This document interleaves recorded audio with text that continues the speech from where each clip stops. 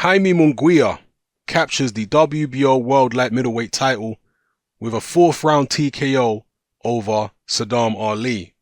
Ali was down twice in round 1, once in round 2, and once in round 4. Munguia basically walked straight through Sadam Ali. He was massively bigger. It looked like, and this is something the commentators kept saying, it looked like a light heavyweight versus a welterweight. The size difference was massive. Now, they apparently weighed in on either the morning of the fight or the afternoon of the fight, and there wasn't much difference between them in terms of size. Well, I don't know whether Sadam Ali is carrying far too much excess weight. I mean, he didn't look out of shape, but just in terms of the eye test, Munguia appeared to be a much, much larger human being than Sadam Ali, much physically stronger, and he just bulldozed him. Now, I'm going to reserve judgment on Jaime Munguia.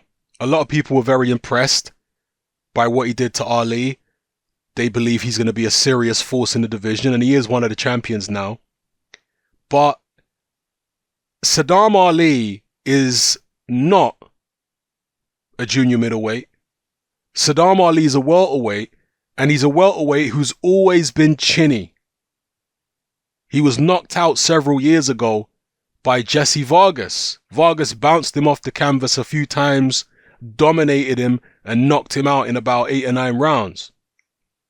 If Vargas is doing that to you, back down at your natural weight of welterweight, then once you get in there with a big, strong, light middleweight, it's hardly surprising that something similar happens, just in quicker time. Some people were really misled by Sadam Ali's victory over Miguel Cotto, I feel. Just because Cotto is a name, they think, oh wow, he beat a name, that means he must be good. Well, Cotto was way over the hill.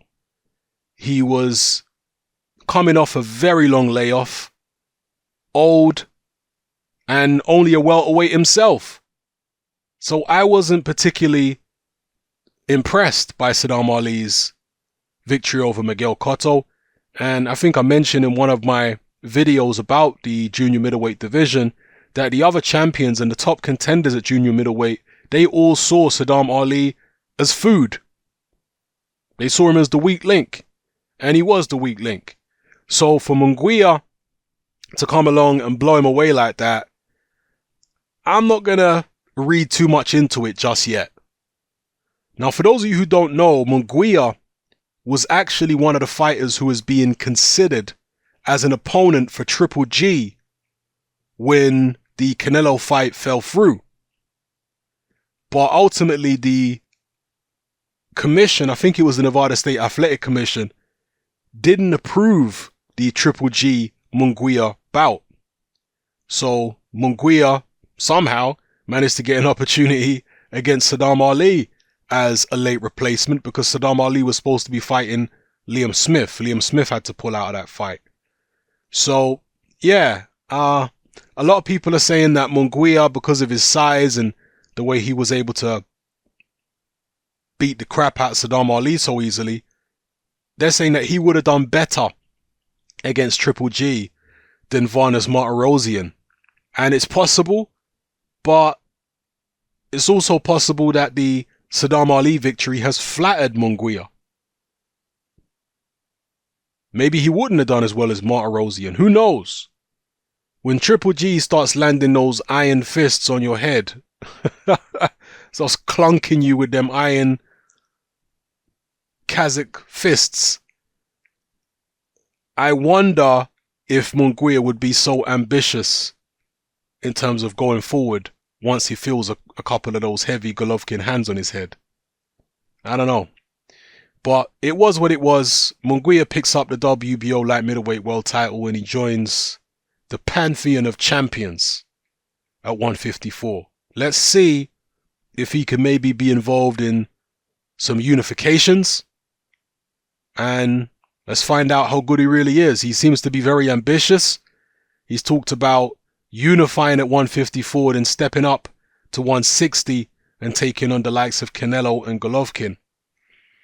He certainly seems to have the frame to be able to move up at least one weight division because he's very tall. I'm not sure exactly how tall he is. In fact, let me just check now what he's listed at on BoxRec. He's also very young. He's only 21 years old. On BoxRec, he's listed as 6 feet tall. So he's relatively tall for a junior middleweight, but not crazy tall. There are other guys out there. The Charlo, Jamal's obviously moved up. Jamel is around the 6 foot mark, 5'11", 6 foot. Jarrett Hurd, I think, is a bit taller than that. He might be like 6'1". So there are some tall guys out there. Munguia, pretty tall for a junior welter, but there are other guys around his height too. So yeah, let me know what you feel about Munguia's performance against Sadam Ali. Were you very impressed? Do you think he's a serious force in the division? And if so, let me know why. Because looking at his record, there's really nobody on there other than Sadam Ali. And Ali's a blown up welterweight.